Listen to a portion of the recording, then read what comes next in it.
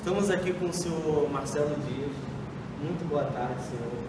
E queremos aqui fazer algumas perguntas a respeito da sua atuação no movimento negro, de como funciona esse movimento e entre outras coisas.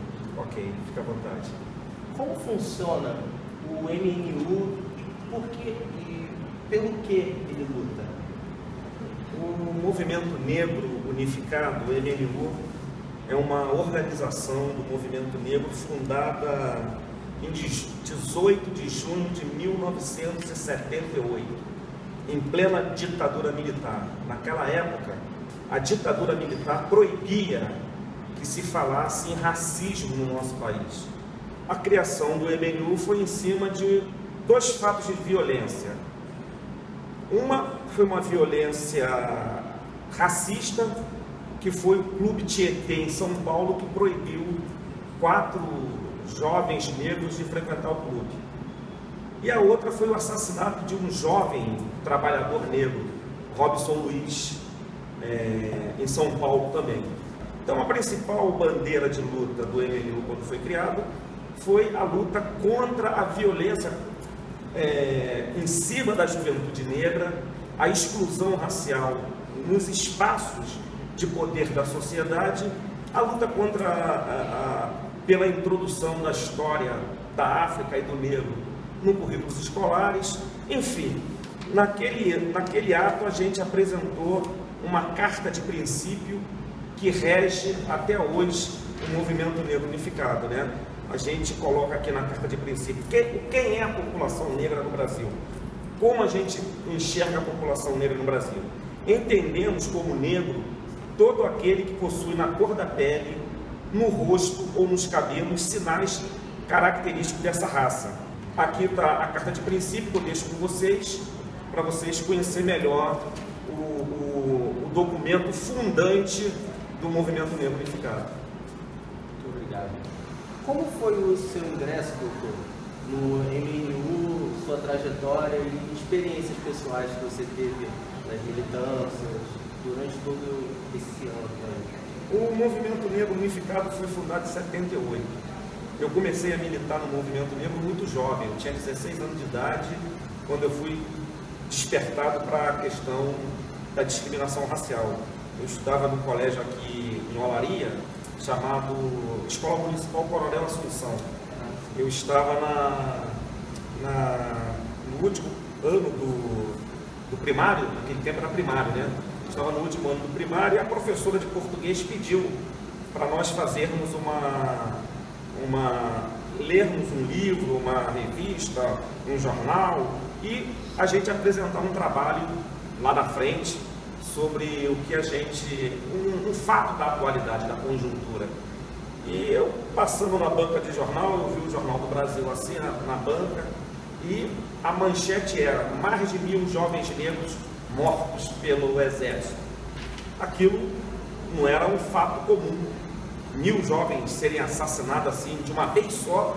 Eu pedi dinheiro ao meu pai, comprei o jornal e fui ler a matéria. E a matéria era sobre a revolta de Soweto. E o governo botou o exército na rua e assassinou mais de 1000 jovens negros.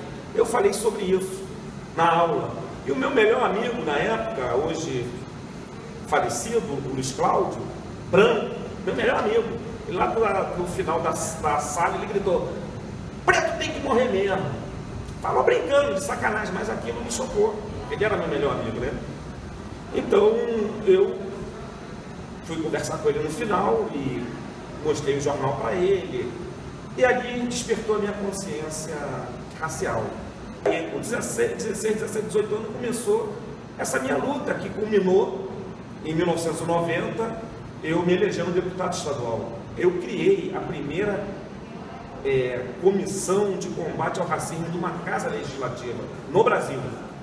Eu criei a comissão de combate ao racismo da Assembleia Legislativa, que eu fui o primeiro presidente dela, em 97. Hoje ela está lá até hoje, existe até hoje. Então, nesse período que eu fui deputado, eu fui num congresso do MNU, em Goiânia. E lá nesse congresso eu me filiei ao Movimento Negro Unificado e estou nele até hoje. Hoje eu sou da direção nacional. Trazendo para aberto assim, da juventude.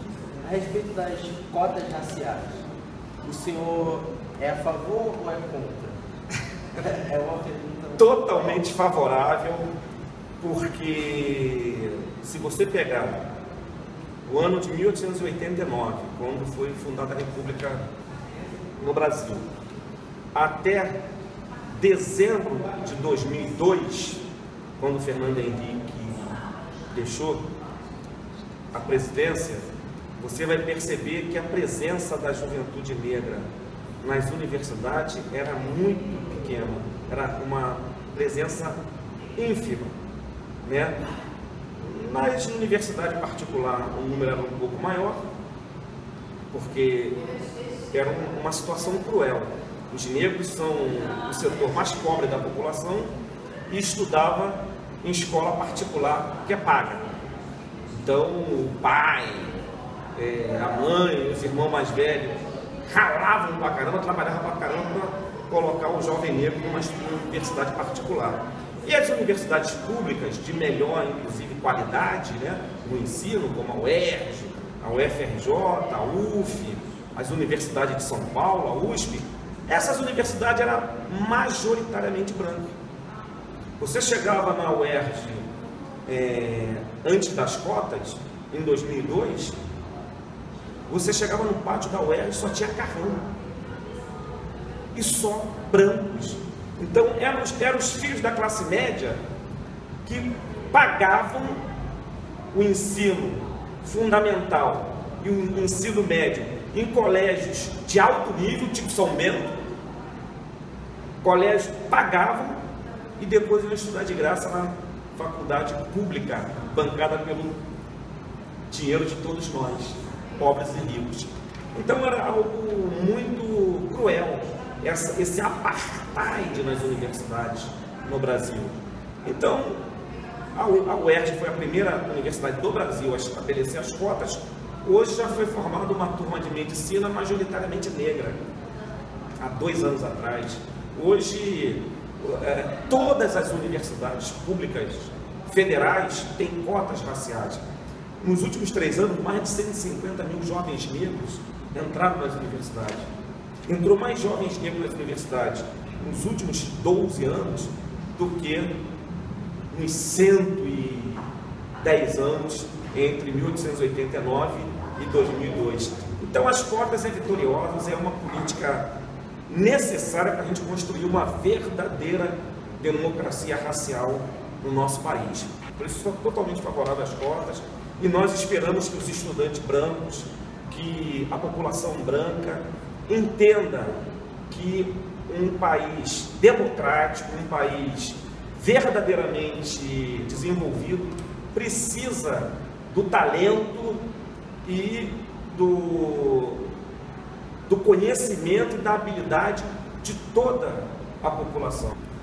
Como nós jovens vamos ao shopping, às praças públicas, nós percebemos que a função do trabalho, normalmente dos negros, são trabalhos inferiores, de terceirizados, são trabalhos de atendente de praça pública, de vigilante, trabalhos praticamente de pouco prestígio para a sociedade. Você pensa que isso é uma forma de racismo imputada na sociedade? O que você pensa em relação a isso? Isso aí é o racismo na sua mais pura expressão, né? Como eu disse, os cargos de poder do país são brancos. O poder judiciário, o poder legislativo, o poder executivo, os banqueiros. Você não conhece banqueiro negro. Você não conhece latifundiário negro. Você não conhece industrial, grande industrial negro. Você pode ter um